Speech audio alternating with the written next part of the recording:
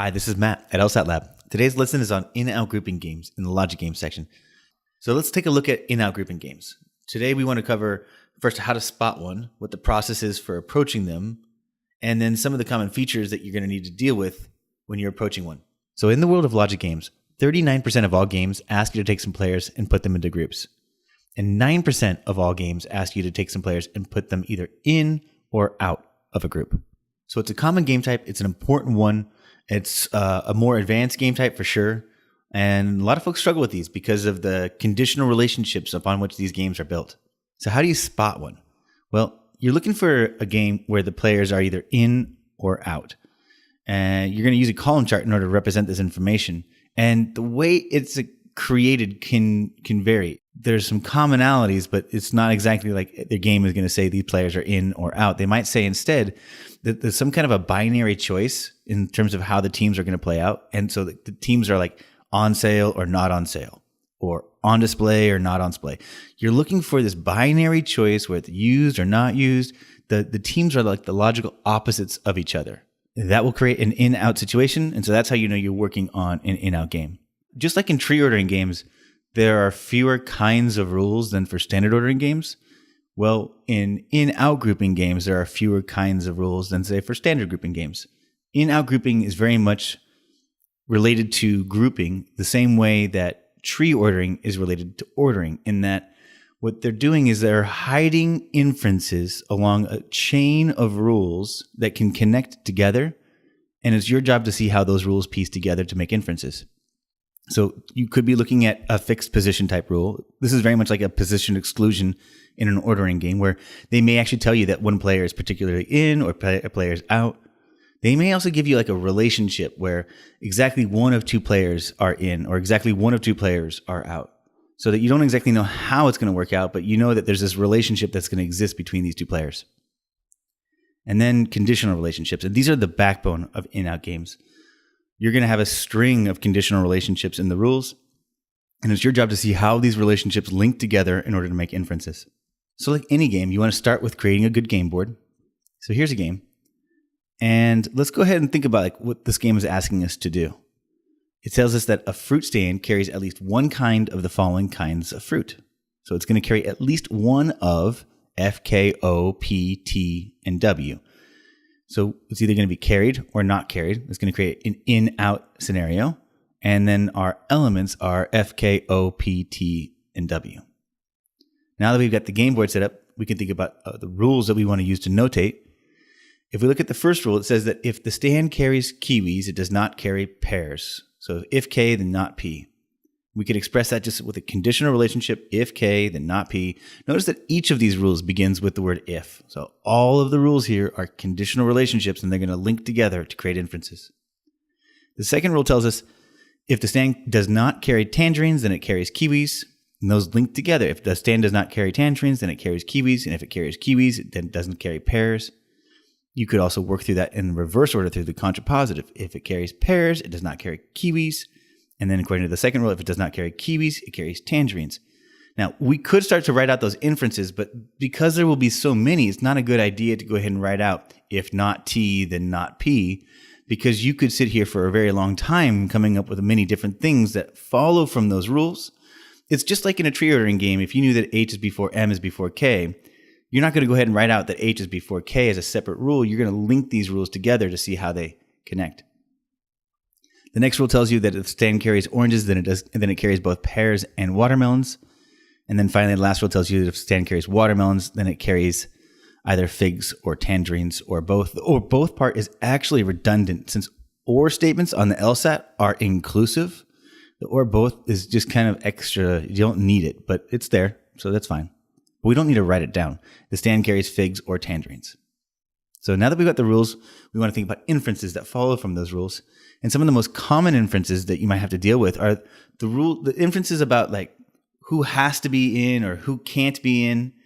And while we don't know exactly who is in or who is out, if we look at that first rule that says if the stand carries kiwis and it doesn't carry pears, that has an implication, because that's saying that at most one of them is in, at least one of them is out. So no matter what, we have to put either a K or a P out. And so we can think of it as like a placeholder. Now, at least one of those spots that's out are going to be a K or a P. And the next rule, because if the stand does not carry tangerines, then it must carry kiwis. This is going to guarantee that at least one of them is actually carried by the fruit stand.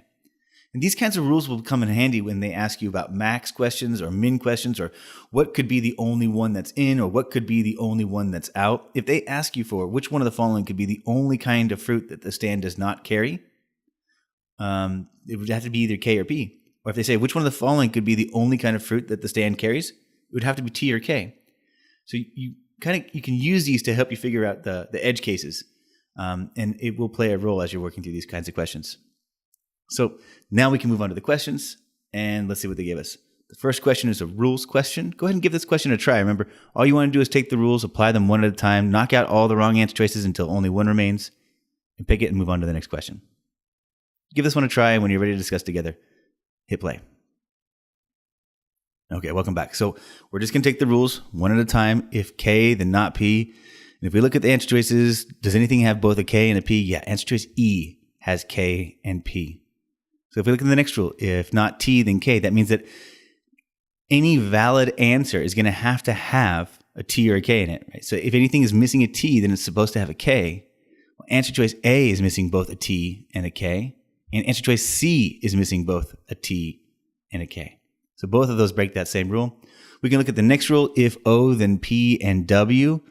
Well, if we look at answer choice D, it has O, but it does not have P, so that's a problem. We can get rid of D, and that leaves answer choice B as the right answer. So that's how you do a rules question. It's the same as you do it for any other game type, except for tree ordering. And now let's go take a look at a local question. So a local question is one of those questions that gives you a new piece of information at the beginning. Try this one on your own. When you think you've got an answer, hit play, and we'll work it through together. All right, so they're telling us that the stand is going to carry no watermelons. So we know that watermelons are out. Does anything else follow from that information? Well, yeah. If watermelons are out, because of the third rule, we know that oranges are out as well. Now, unfortunately, that's all we're able to really figure out. The chain ends, nothing else connects to O, and watermelons out has no further implications. So if we look at these answer choices, A, D, and E are different than B and C, and that A, D, and E are about specifics, who's in and who's out, while B and C are about the numbers, how many are in and how many are out. And because we don't really know who's in or who's out, we probably want to start with answer choices B and C. So if we look at B, the stand carries at least two kinds of fruit. Do we have to have at least two kinds of fruit? Well, we can create a hypothetical that shows that we don't need to have at least two kinds of fruit. If we were just to put tangerines in, everybody else out, we'd satisfy all the rules, we would satisfy the new information, and this would eliminate answer choice B. So if we look at answer choice C, the stand carries at most three kinds of fruit. If we want to come up with a hypothetical to try to disqualify this as a choice, we would want to try to show that we have more than three kinds of fruit in. So let's see if we can get four in.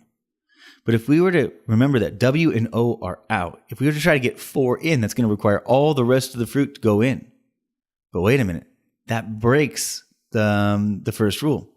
We're not allowed to have K and P both in. So we can't get more than three. So we know that we're going to have at most three.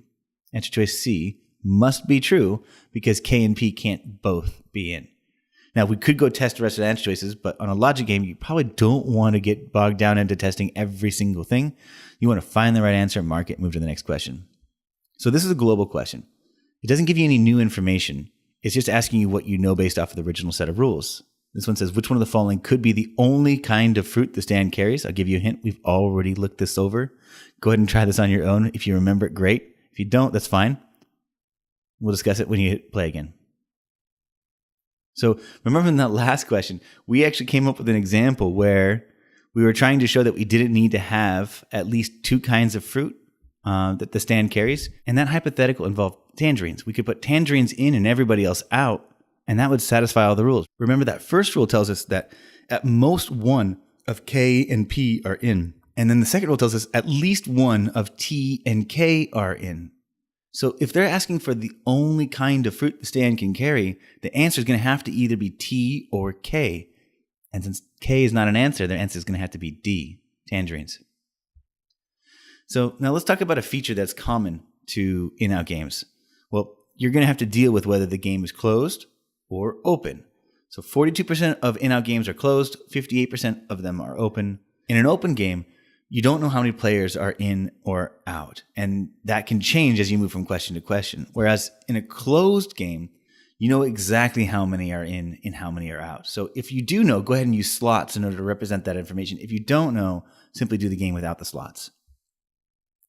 Subgroups is a common feature. Right? Subgroups are when you have different kinds of players.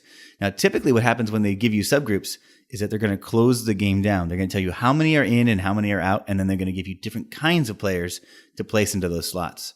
So maybe you've got 4 pop songs and 3 country songs, and you need to have exactly 4 of them selected to play during a show. Well, you can create an in-out game with 4 in and 3 out, and then you're just going to have different kinds of characters to keep track of as you move through the game. Maybe you're going to use uppercase letters and lowercase letters to keep track of the different kinds. But if you've got more than 2 different kinds, the uppercase, lowercase isn't going to work anymore. Maybe you're going to even have to use subscripts. But again, generally speaking, I find that they keep these letters far enough apart in the alphabet that you don't really have to worry about it too much. You can generally remember who's who just by kind of knowing early part of the alphabet, middle part of the alphabet, end part of the alphabet. And that can help you take care of the idea that you've got subgroups. Frames are when you can create a complete set of solutions before you get started. Now, this is going to work better for closed games than it is for open games because open games are tougher to keep track of. Open games have more maneuverability. And when a game is closed, that gives you an opportunity to fill in one side of the game board and then allow you to infer that the other side is full. What you're looking for to create frames in an in-out situation are conditional relationships, because those are generally the kinds of rules you're given. But you're really, in order for you to be able to create a complete set of frames, you're going to need, one of the rules to begin with, like let's say K. If K is in, then G is out, and then another rule to begin with the opposite of that trigger, right? So if K is not in, then L is in. If you have two conditional rules that both begin with the opposite term, that is an indication that maybe frames are going to be helpful in order to follow the inferences, because there is no other possibility. K is either in or is out, and either way, you now have information so you can make inferences from that. So create one frame where it's in, one frame where it's out, follow the inferences, and maybe you get everything, maybe you don't, but you can use that as a skeleton frame around which you can place the other players as you go. So remember, the process for every game is to first create a game board. That's where the game types become helpful. Then use notation to create representations of the rules, make any inferences that follow from the rules, and then attack the questions. So you can spot an in and out game when they're telling you that the elements are either in or out, or that there's some kind of a binary choice between how the elements are going to be placed: on sale, not on sale, on display, not on display, etc. If you see either one of those, then you know that you're dealing with an in-out game. The game board that you want to use is a column chart, and generally speaking, you can simply write in and out as the headers. The rules, you're looking for fixed positions. Somebody is in for sure, somebody is out for sure. Fixed relationships, so that if you can place one in either side, the other absolutely follows. And then conditional relationships. Conditional relationships are if-then relationships, and those are going to be the drivers of in-out games. You create frames when you see an opportunity. Essentially, that's when you have 2 conditional relationships that both begin with the opposite trigger. Then you can create one world where the trigger is true, one world where the trigger is false, and then follow any inferences that come from those 2 situations. So that's it for in-out games. I invite you to check out some of these other lessons, or come visit us at lsatlab.com.